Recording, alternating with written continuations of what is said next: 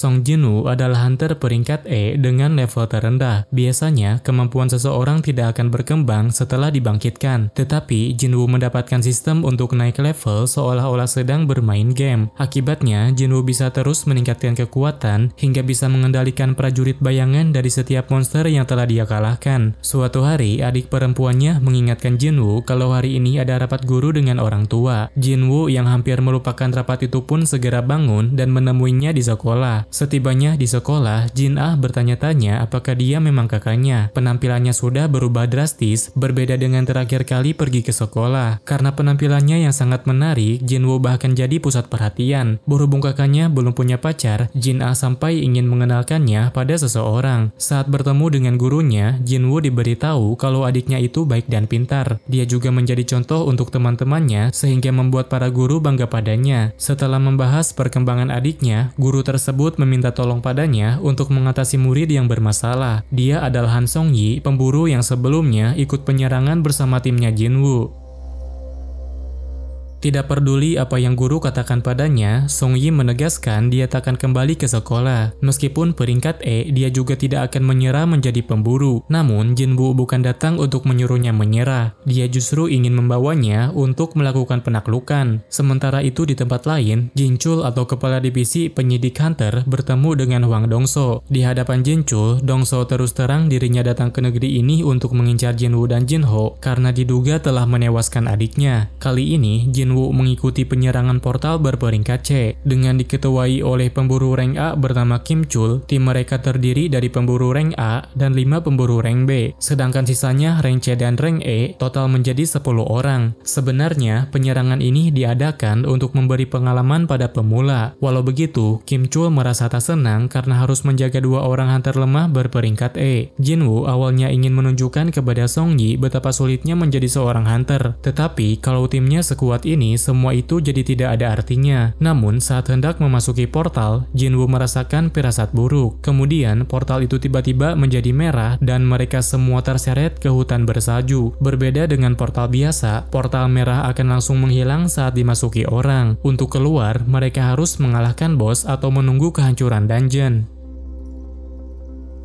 Tak berselang lama, ada musuh yang memanah mereka. Jinwoo berhasil melindungi Song-yi dari serangan panah tersebut, sedangkan satu anggota lainnya tewas karena tidak mampu menghindarinya. Kemudian, Kim Chul mengatakan pada semua anggota kalau portal ini memiliki tingkat kesulitan peringkat B ke atas. Karena itu, demi bertahan hidup, dia ingin mereka semua mendengarkan perintahnya. Karena tidak bisa memimpin semua orang, dia memutuskan untuk membagi tim menjadi 2 kelompok. Kim Chul memilih hunter kuat untuk masuk dalam kelompoknya, sedangkan untuk hunter yang lemah diperintahkan untuk membuat kelompok yang baru. Menyadari Jinwoo memiliki kekuatan di atas mereka, salah satu anggota memilih pindah ke timnya Jinwoo. Dia menduga Jinwoo memiliki peringkat A atau lebih, tapi memilih merahasiakannya. Setelah itu, timnya Kim Chul pergi menelusuri jalan, sedangkan Jinwoo berjalan memasuki hutan. Tidak lama setelah berpisah, Kim Chul bersama timnya dikepung oleh beruang kutub. Sebagai tank berperingkat tinggi, Kim Chul mampu menahan beruang itu sekaligus mengalahkan mereka dengan senjatanya. Sementara itu, ketika Jinwoo memasuki hutan, anggota timnya meminta berhenti karena banyak cakaran beruang di sekelilingnya. Tapi, Jinwoo justru ingin masuk lebih dalam ke hutan dan bertemu beruang daripada bertemu peri es yang punya akal.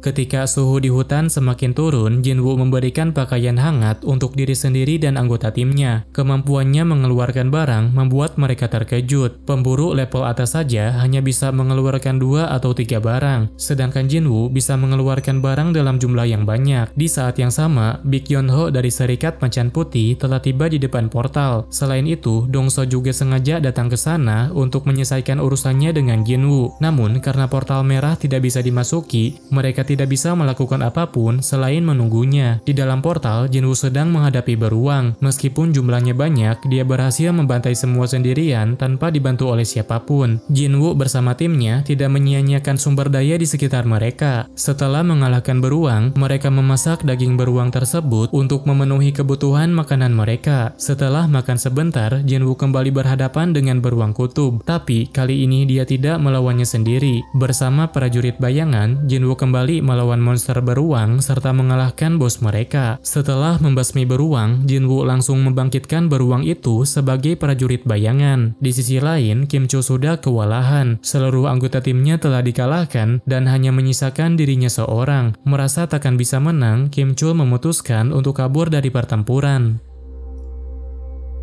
Sementara itu di luar gerbang, orang-orang dari Serikat Harimau Putih sudah menunggunya sekitar 3 jam. Sedangkan di dalam portal, Jinwoo dan yang lainnya mungkin sudah terjebak selama 3 hari. Karena mengira Song Jinwoo tidak akan bisa bertahan selama itu, Dong Sok memutuskan untuk kembali. Namun, dia mempertanyakan mengapa Jinwoo diperbolehkan ikut dalam penyerangan ini, padahal Jinwoo bukan bagian dari Serikat Harimau Putih. Han Sang-min menjelaskan kalau dia itu adalah temannya, tetapi Dong Sok tidak mempercayainya karena Sang-min jarang berhubungan dengan orang biasa. Sebagai ketua Harimau Putih, Baek tak bisa membiarkan anggotanya ditindas. Dia segera melindungi rekannya, tak peduli meski harus bertarung melawan Dongso. Untung saja, Jincho dari pengawas asosiasi Hunter segera bertindak untuk memisahkan mereka. Jincho tidak mengerti apa yang Dongso curigai terhadap Jinwoo. Dia menegaskan bahwa Jinwoo memang pemburu peringkat E dan sudah dikonfirmasi sekitar 2 bulan yang lalu. Selain itu, timnya telah memastikan bahwa adiknya tewas di tangan monster iblis. Sementara itu di dalam dungeon, Kim Cho mulai merasa kedinginan. Andai saja memiliki peralatan dan makanan, dia mungkin bisa bertahan lebih lama lagi. Kemudian saat melihat timnya Jinwoo berkumpul di dalam tenda, Kim sangat marah pada mereka. Dia menuduh mereka merahasiakan makanan dan peralatan, sementara tim penyerang tewas semua. Kim mengancam akan menyerang mereka. Lalu Jinwoo segera menghentikannya dan menjauhkannya dari teman-temannya. Sejak Kim Cho datang, Jinwoo menyadari ada pasukan peri es yang mengikutinya. Karena itu, dia menyuruh mereka untuk buka penyamaran karena aura kuatnya tak bisa disembunyikan. Sambil menunjukkan wujudnya, bos peri es mengatakan di antara sampah ini ada juga yang berguna. Jinwoo ternyata mengerti perkataan mereka. Dia juga bisa memakai bahasa mereka sehingga membuat teman-temannya bingung. Kemudian, bos peri es mengatakan salah satu anak buahnya telah mengetahui kekuatannya. Karena itu, anak buah itu ingin bertarung dengannya. Dengan cepat, Jinwoo memenggal kepala peri es yang dimaksud. Lalu, dia lanjut menyerang bosnya yang sedang menunggangi kuda. Namun, berbeda dengan anak buahnya, peri itu tidak bisa dikalahkan dengan mudah. Baruka adalah nama bos peri es tersebut. Dia menganggap Jinwoo bukan manusia, tapi malah bergaul dengan manusia. Alasan Jinwoo dianggap bukan manusia adalah karena mereka selalu mendengar perintah untuk membunuh manusia. Tapi, suara itu tidak terdengar saat berhadapan dengannya. Baruka mengusulkan supaya mereka tidak perlu bertarung. Dia berjanji akan menyelamatkan Jinwoo jika mau menyerahkan manusia di belakangnya. Jinwoo menolak tawaran tersebut. Dia memilih untuk melawan daripada harus mengorbankan rekannya. Karena sejak awal sudah kalah jumlah, Baruka sempat meremehkannya. Lalu Jinwoo pun memanggil pasukan bayangan dan memperlihatkan kekuatan sebenarnya. Tak berselang lama, pasukan peri dan pasukan bayangan mulai bertempur. Dalam pertempuran ini, Jinwoo memahami kalau musuhnya sangat kuat. Dia merasa tidak akan mudah mengalahkannya walau bekerja sama dengan Igris. Sementara pasukannya sedang bertempur, Jinwoo dan Baruka berduel 1 lawan 1. Mereka saling menyerang satu sama lain dalam pertarungan sengit. Sudah sejak lama, Baruka tidak merasakan pertarungan seperti ini. Dia benar-benar bersemangat karena lawannya sangat tangguh. Diam-diam, Jinwoo melancarkan serangan sihirnya. Serangan sihir itu mengakibatkan ledakan besar hingga membuat Kim terbangun. Baruka masih bisa bertahan. Selain itu, Kim juga berniat menikam Jinwoo dari belakang di saat dia fokus melawan Baruka. Dengan cepat, Igris menghabisi Kim dengan pedangnya. Kemudian Jinwoo membangkitkannya sebagai prajurit bayangan dan memberinya nama Iron. Setelah dijadikan prajurit bayangan, Jinwoo menggunakan Iron untuk melawan Baruka. Namun, meskipun Iron sangat tangguh, sepertinya dia tak bisa menyamai kecepatan Baruka. Pergerakannya yang begitu lambat membuat Baruka mudah untuk menghindarinya. Sementara itu, Song Ye dan yang lainnya bersembunyi di tempat yang aman. Mereka belum pernah melihat pemandangan seperti ini, sehingga terasa bagaikan mimpi. Menurut Baruka, Iron bukan lawan yang sepadan dengannya. Karena itu, dia minta pada Jinwoo untuk maju dalam pertarungan. Jinwoo menuruti keinginannya. Bersama dengan Igris, mereka mengepung Baruka yang bertarung sendirian. Saat Baruka fokus menyerang prajurit bayangan, Jinwoo memanfaatkan kesempatan itu untuk menusuknya dari belakang. Selanjutnya, dia melemparkan senjata untuk mengelabuinya, lalu mengarahkan penyihir bayangan untuk menyerang. Dengan ini, kemenangan sudah ada di depan mata. Ketika Ketika Baruka tak bisa bergerak, Jinwoo langsung mengerahkan Iron untuk menghabisinya.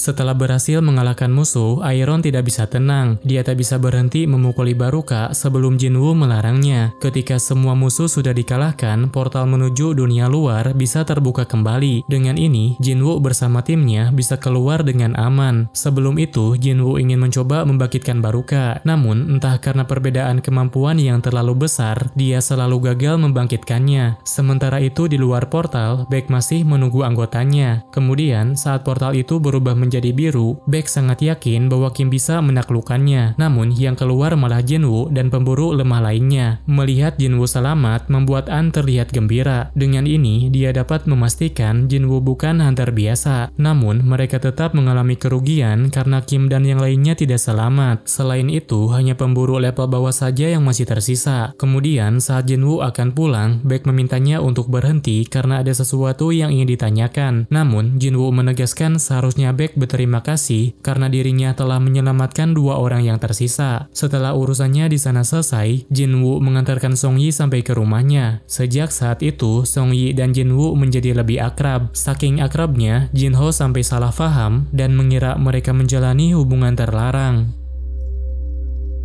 Sehari kemudian, Jinwoo menjalankan misi bersama Jinho. Ini merupakan misi terakhir dalam kontrak mereka. Karena Jinwoo mengarahkan prajurit bayaran untuk menyelesaikan misinya, Jinho sangat terkejut dan mempertanyakan bagaimana cara dia melakukannya. Setelah mengalahkan para monster, Jinwoo memerintahkan prajurit bayaran untuk lanjut menambang batu sihir. Cara ini memang bisa mempercepat pekerjaan mereka. Tetapi, Jinho menjadi murung karena tidak ada lagi pekerjaan untuknya. Untuk merayakan penaklukan dungeon ke-19 mereka, Jinho mengajak Jinwoo makan di restoran. Dengan ini, Jinho telah memiliki syarat untuk ikut ujian tertulis dan mendapatkan lisensi ketua serikat. Sementara itu, Jinwoo akan pergi ke suatu tempat sehingga dia tidak akan bisa dihubungi untuk sementara waktu. Dikarenakan terlalu banyak minum, Jinho mengatakan bahwa dia memiliki seorang kakak dan kakaknya itu tidak menyukainya. Sebagai perbandingan, Jinwoo tidak hanya menyelamatkan nyawanya, tapi juga mengabulkan permintaannya. Karena itu, dia benar-benar berharap bahwa Jinwoo adalah kakaknya. Menanggapi hal itu, Jinwoo mengatakan mulai hari ini dia adalah adiknya. Perkataan itu membuat Jinho sangat senang. Saking senangnya, dia langsung memesan lebih banyak makanan untuknya. Di tempat lain, ada seorang pria yang mengaku sebagai pemburu asing. Pria itu mengaku telah terperangkap di portal selama 10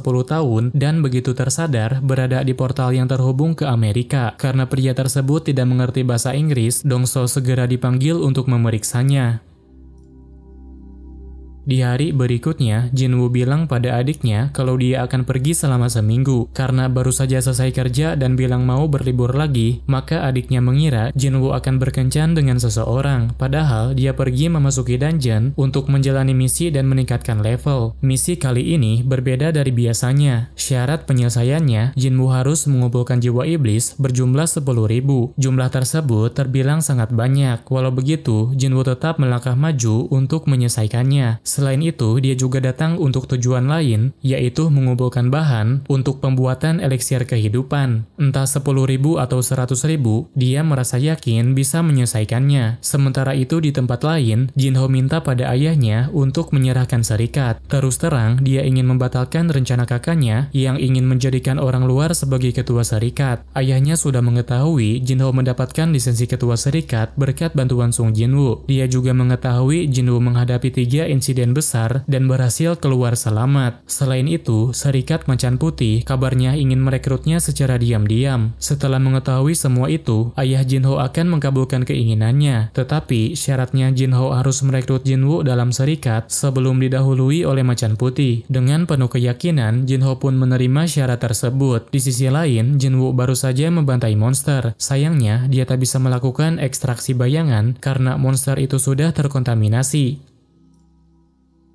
Ketika menjelajah dungeon, Jinwoo mendapatkan lisensi untuk naik ke lantai atas. Tapi, untuk menggunakannya, dia harus pergi ke pusat dungeon. Karena tempat ini sangatlah luas, maka berjalan kaki akan sangat melelahkan. Karena itu, dia memanggil beruang kutub, lalu menunggangi beruang itu untuk mencapai tujuan. Di tengah perjalanan, banyak monster yang menghadang. Tapi, ternyata beruang itu mampu menerobos mereka tanpa mengalami luka. Sementara itu, di waktu yang sama, Cha Hae-in, wakil ketua Serikat Hunter, sedang berenang di pusat kebugaran. Selain itu, dia jadi pusat perhatian karena tetap tampil cantik seperti biasanya. Saat mendapatkan kunci, Jinwoo masih khawatir apakah tempat ini akan menjadi dungeon berperingkat S. Namun, tampaknya kekuatan monster di sini berada di bawah peringkat B, tapi jumlahnya sangat banyak. Selain itu, semakin tinggi lantainya, kekuatannya juga makin meningkat. Karena kemungkinan tempat ini memiliki 100 lantai, Jinwoo tidak tahu dirinya akan menjadi sekuat apa saat mencapai puncak. Yang lebih penting, dia juga tidak mengetahui apakah persediaan makanannya akan cukup. Seiring berjalannya waktu, Jinwoo berhasil menyelesaikan misinya. Walau misinya selesai, dia masih lanjut mendaki hingga bertemu monster bernama Merah. Sementara itu, An Sang-min yang ditugaskan untuk merekrutnya belum berhasil bertemu dengannya.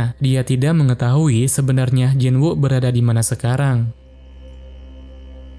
Di dalam dungeon, Jinwoo memerintahkan prajurit bayangan untuk mengalahkan semua monster yang lemah, sedangkan bos yang besar akan diurus olehnya. Berkat peningkatan status intelijensi, jumlah pasukan bayangan yang bisa dikerahkan jadi meningkat pesat, membuat Jinwoo leluasa saat bertarung tanpa khawatir kehabisan mana. Kemudian, saat sedang memperhatikan bos, monster itu tiba-tiba menghilang dan menyerang dari belakang. Merasa kesal, Jinwoo pun memukulnya sekuat tenaga. Jinwoo merasa harus tetap waspada, karena monster itu masih bisa bergerak dan melancarkan serangan beruntun. Saat ada kesempatan, Jinwoo mencoba mengincar kepalanya. Namun, dia tidak berhasil melancarkan serangan karena pergerakannya bisa terbaca. Pertama-tama, Jinwoo mengatasi pergerakannya yang aneh itu. Dia menggiring monster itu supaya menabrak bangunan, lalu menebas lehernya saat ada kesempatan. Dengan cara tersebut, bos penguasa lantai bawah pun berhasil dikalahkan. Di tempat lain, Dongso sedang menginterogasi pria yang sebelumnya. Pria tersebut bernama Sung Il-hwan. Dia mengaku memiliki istri dan 2 anak, yang salah satunya bernama Jinwoo. Mengetahui hal tersebut membuat Dongso merasa jengkel. Karena itu, dia mengatakan bahwa putranya sudah mati dengan niat memprovokasi. Namun, pria itu bisa mengalahkannya dalam sekejap dan kabur dari sana. Jinwoo berhasil mencapai lantai 75. Sejak itu, pertarungan menjadi berat sebelah. Auranya yang begitu kuat membuat monster takut dan memilih bersembunyi darinya.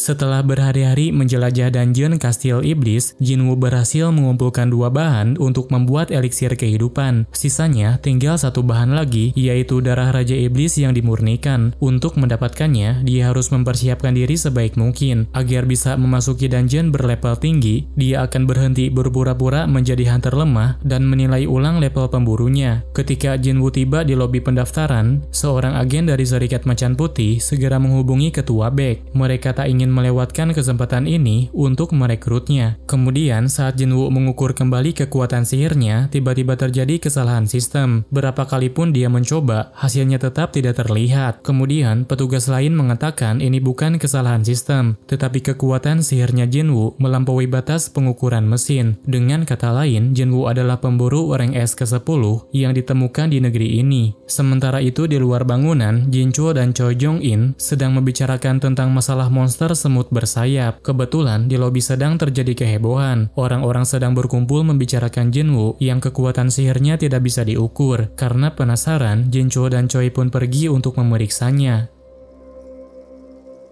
Jinwoo diminta untuk datang lagi 3 hari kemudian. Setelah itu, mereka akan memperbarui lisensi hunter miliknya. Di tengah keramaian, Choi datang ke lobi penelitian. Choi merupakan hunter rank S yang dijuluki sebagai senjata pamungkas. Karena itu, semua hunter termasuk Jinwoo sudah mengenalnya. Namun, ketika Choi mencoba berbicara dengannya, Jinwoo menolaknya dengan alasan sedang terburu-buru. Lalu, dia menghilang tanpa jejak sebelum Beck tiba untuk bertemu dengannya. Ketika Jinwoo hendak menjenguk ibunya di rumah sakit, Jinchul diam-diam datang untuk berbicara dengannya. Sebagai divisi penyidik, misinya adalah mengawasi hunter dan menghukum mereka yang melanggar aturan. Namun, dia juga mengaku tidak berdaya jika berhadapan dengan hunter berperingkat S. Sebelum Jinwoo pulang, Jinchul menyampaikan ada seseorang yang ingin berbicara dengannya. Dia adalah Go Gun-hye, Presiden Asosiasi Pemburu. Pertama-tama, Go mengucapkan selamat atas pencapaiannya sebagai hunter peringkat S. Kemudian, dia menjelaskan kondisi asosiasi yang saat ini tidak memiliki banyak pemburu hebat. Go memohon kepada Jinwoo supaya bergabung dengan mereka. Mereka bisa memberinya posisi terpenting jika dia mau bergabung dengannya. Untuk meyakinkannya, Go menjelaskan bahwa saat ini kelima kekuatan besar masih seimbang. Namun, jika Jinwoo bergabung dengan salah satu dari mereka, keseimbangan tersebut akan terganggu. Karena itu, asosiasi pemburu ingin menjadi kekuatan ke-6 yang bisa mengendalikan mereka.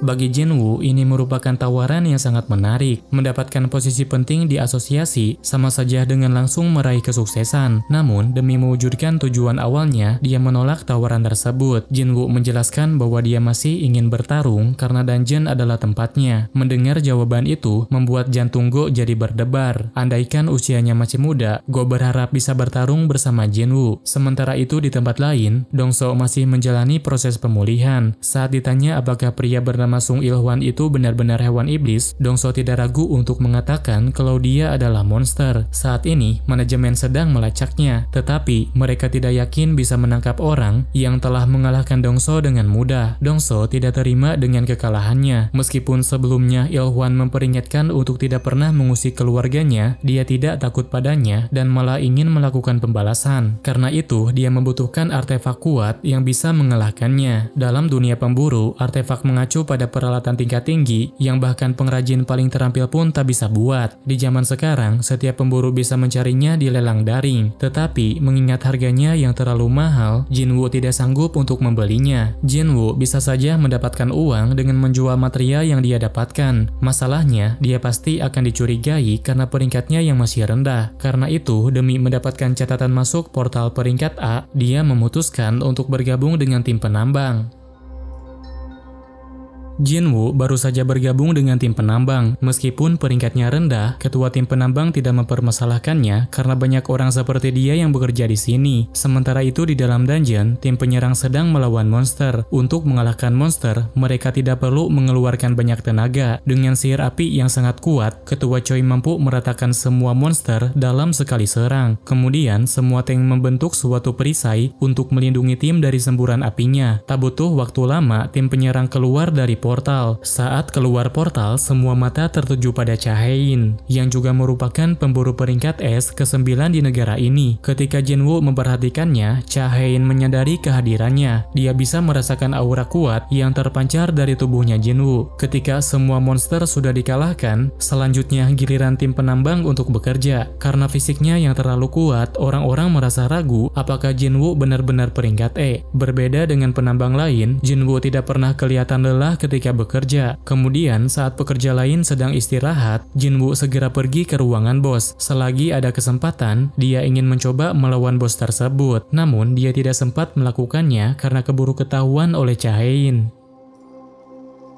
Di depan ruangan bos, Cha Hae-in bertanya kepada Jinwoo apa yang sedang dilakukannya di sana. Cha Hae-in memintanya agar mundur karena tempat ini adalah ruangan bos. Menanggapi pertanyaan itu, Jinwoo pun mengatakan bahwa dia tersesat dan tidak sengaja sampai ke sini. Menurut Jinwoo, Cha Hae-in memang sulit untuk ditaklukkan. Dia bahkan tidak menyadari keberadaannya sampai cewek itu berbicara padanya. Kemudian, saat Jinwoo akan kembali ke tempat pertambangan, Cha Hae-in sangat terkejut karena Jinwoo tidak memiliki bau seperti pemburu lain. Karena itu, dia pun segera mendekat sambil memastikan aroma tubuhnya. Cha Hae-in tidak mencium ada bau di tubuhnya. Malahan, dia merasa aromanya wangi. Setelah itu, Cha Hae-in menanyakan apakah Jinwoo seorang pemburu. Lalu, saat memeriksa tanda pengenalnya, dia berasumsi mungkin ini terjadi karena levelnya Jinwoo yang sangat rendah. Setelah itu, Jinwoo diperbolehkan untuk kembali. Dia diingatkan untuk lebih berhati-hati ketika jalan di dungeon. Saat berkumpul lagi dengan para penambang, ketua mengatakan Jinwoo beruntung karena bisa bertemu Cha Hae-in, sedangkan mereka hanya bisa melihatnya dari kejauhan. Terlebih, sepertinya Cha Hae-in tidak suka bau pemburu lain karena kondisi tubuhnya yang khusus. Berkat Jinwoo, pekerjaan menambang bisa selesai lebih cepat. Karena tidak ingin menyia-nyiakan bakatnya, ketua meminta kepada Jinwoo untuk tetap bekerja di sini. Jinwoo senang mendengarnya, tapi dia tidak bisa meneruskannya karena sekarang hanya kebetulan memiliki waktu saja. Walau begitu, Jinwoo akan membantu sekali lagi dalam misi serangan besok.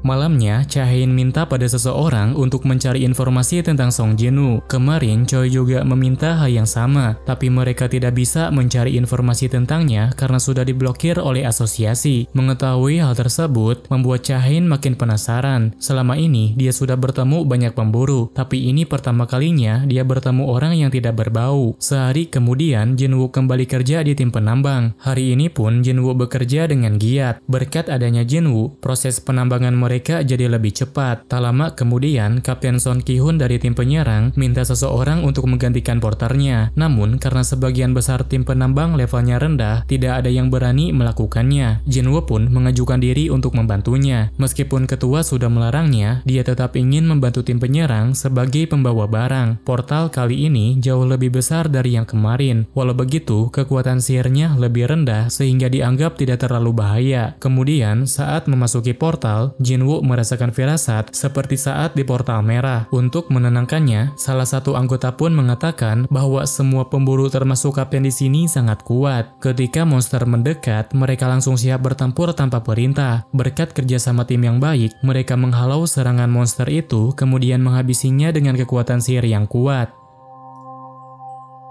Son Ki-hun tidak mengerti mengapa ada monster hyena di dungeon level A, padahal biasanya mereka hanya ditemukan di dungeon level C. Saat memeriksanya, Jinwoo menyadari ada yang memelihara hyena tersebut. Hyena itu sengaja dijadikan anjing penjaga oleh para orc tingkat tinggi. Tak butuh waktu lama, para orc itu menyerbu tim penyerang. Mereka terus maju secara bergerombol dan mengincar pasukan di garis belakang. Serangan sihir tidak mempan terhadap orc tersebut. Pengguna sihir hanya bisa menahan pergerakannya selama beberapa detik saja. Selain itu, serangan fisik juga tidak terlalu berguna karena pertahanannya terlalu kuat. Akibatnya, banyak anggota dari tim penyerang yang mengalami luka sehingga membuat healer mereka kerepotan. Sebagai orang luar, Jinwoo tidak berhak untuk ikut campur. Namun, dia juga tidak bisa membiarkan mereka dibantai oleh musuhnya. Karena itu, secara diam-diam, dia melemahkan kekuatan musuhnya. Dengan skill penyembunyiannya, dia melukai satu persatu musuh supaya tim penyerang bisa mengalahkannya dengan mudah. Berkat Jinwoo, tim penyerang bangkit kembali. Mereka semua berhasil selamat tanpa ada satupun korban. Namun, ada beberapa orang yang merasa ada kejanggalan. Son merasa jika pergerakan musuhnya tiba-tiba melambat, seolah ada yang membantunya. Sementara itu, Jinwoo diam-diam mengambil kembali tasnya dan bertingkah seolah tidak pernah melakukan apapun. Padahal, salah satu perapal sihir sudah menyadari barusan dia telah memakai sihir penyembunyian. Tempat ini terlalu berbahaya bagi mereka, karenanya mereka menyarankan untuk mundur dan memanggil tim penyerang utama. Jina mengerti bagaimana perasaan Son Ki-hun yang mengalami hal ini sebagai kapten. Tetapi, walau sulit untuk memutuskan, dia pikir mereka memang harus mundur dulu. Son Ki-hun masih memiliki keinginan untuk berjuang. Namun, sebagai kapten yang bijaksana, dia memutuskan untuk mundur. Sayangnya, saat akan keluar dungeon, mereka menemukan penghalang yang menutupi gerbang. Sepertinya, di dalam dungeon ini ada makhluk yang bisa menggunakan sihir tingkat tinggi. Karena itu, mundur adalah pilihan yang tepat. Para perapal sihir berusaha untuk menghancurkan penghalang, tetapi bukannya hancur, mereka justru terkena sihir kutukan yang menyakitkan. Son Ki-hun memerintahkan kepada healer untuk menyembuhkan mereka. Namun, anggotanya tidak merespon karena mereka sedang fokus melihat musuh dalam jumlah besar. Ketika Son Ki-hun mendekatinya, pemimpin pasukan musuh berteriak dengan memakai bahasanya. Kemudian, dengan memakai bahasa manusia, orc itu mengatakan bahwa dirinya adalah Kargalgan dan dia ingin bertemu dengan mereka. Kargalgan bilang dirinya adalah penyihir besar dari ras orc yang mulia. Dia memberi pilihan untuk mati di tangan pasukannya atau datang menemuinya. Merasa tak akan menang, Son Ki-hun memilih untuk bertemu dengannya. Sementara itu di luar portal, Cha Hae-in datang untuk menemui Jinwoo. Walau sedang libur, dia masih penasaran dan ingin berbicara dengannya. Cha Hae-in diberitahu oleh ketua penambang bahwa Jinwoo baru saja masuk ke portal sebagai porter. Karena semua tindakannya sangat mencurigakan, dia pun ingin masuk untuk memastikannya. Namun, untuk masuk ke dalam portal, dia membutuhkan sebuah senjata. Karena tidak ada senjata yang lain, ketua penambang pun meminjamkannya alat untuk menambang. Cha Hae-in sempat ingin masuk tanpa membawa apapun. Tapi, setelah dipikir kembali, lebih baik membawa alat itu daripada masuk dengan tangan kosong. Sementara itu di dalam dungeon, Jinwoo dan tim penyerang sedang berdiri di hadapan para orc. Dengan jumlah sebanyak itu, mereka bisa mudah menghancurkan kota apabila keluar dungeon. Walau begitu, Ki-hun masih memikirkan cara untuk menutup dungeon. Dia masih memiliki rasa tanggung jawab untuk mengalahkan bos dungeon di sini. Sambil mengeluarkan aura intimidasi yang sangat kuat, bos dungeon menjelaskan alasannya membawa mereka ke sini. Menurutnya, mereka adalah bagian dari hiburan yang akan dibunuh satu persatu untuk menghibur prajuritnya. Tak terima dengan perkataan tersebut, Ki-hun segera memberi perintah untuk menyerang. Namun, semua anggotanya malah terdiam dan tidak berani maju seperti dirinya. Ki-hun terpaksa maju sendirian. Akibatnya, Ki-hun disiksa oleh bos dungeon dengan sihir gravitasi yang sangat kuat.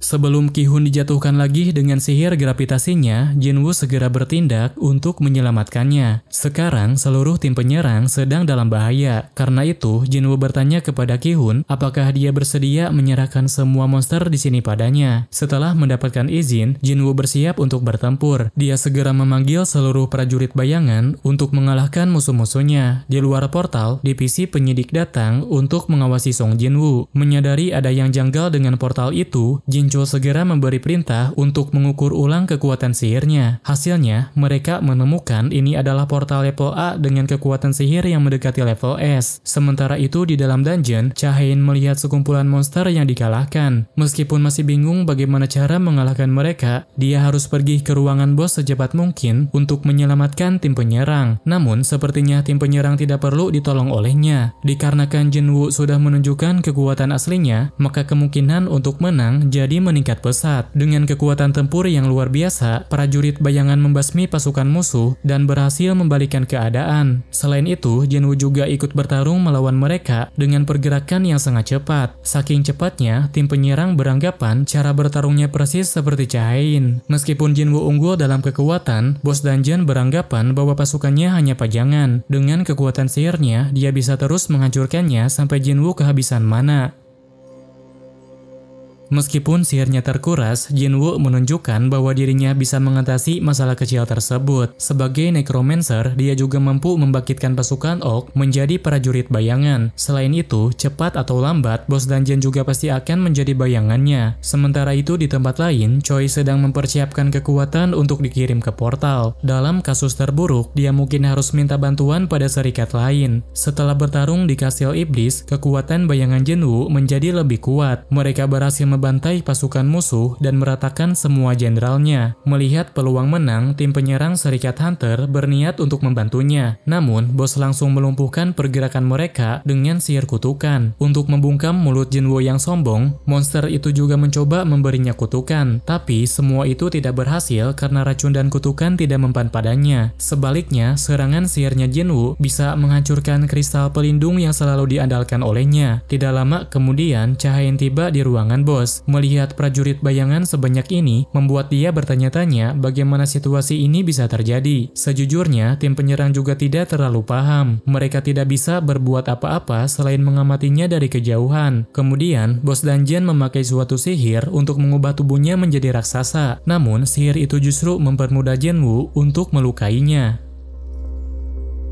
Bos dungeon tiba-tiba melancarkan sihir area. Dikarenakan tebasan pedangnya tidak efektif, Jinwoo memanfaatkan sebuah rantai kemudian menggunakan rantai itu untuk mengikatnya. Setelah tubuhnya terikat, dia menarik sekuat tenaga hingga musuhnya terjatuh. Tim divisi penyidik baru saja tiba di ruangan bos. Pertarungan ini benar-benar membuatnya terkejut. Cha Hae-in juga merasakan hal yang sama. Menurutnya, Jinwoo seperti petarung tingkat tertinggi namun bisa menggunakan sihir pemanggilan. Di hadapan bos, Jinwoo menegaskan jika penyihir kehilangan pengawal, maka pertarungan sudah berakhir. Pada akhirnya, penyihir itu kalah oleh pengawalnya sendiri yang sudah menjadi prajurit bayangan. Meski sudah mengalahkan bos, Jinwoo merasa tidak akan baik jika dia menjarah material. Tetapi, jika hanya membangkitkannya, mungkin tidak menjadi masalah. Setelah dibangkitkan, Jinwoo langsung menamainya Kiba. Peringkatnya adalah kesatria elit, benar-benar sesuai dengan bayangan yang diambil dari bos dungeon level A. Karena terlalu asik membangkitkan bayangan, Jinwoo tidak menyadari orang-orang sedang memperhatikannya. Untungnya, tim penyidik segera bertindak. Jinchul meminta mereka merahasiakan hal ini karena informasi tentang Song Jinwoo adalah rahasia tertinggi. Setelah itu, Jinwoo keluar dengan dikawal. Cha Hae-in yang masih penasaran padanya, jadi tak punya kesempatan mengobrol dengannya.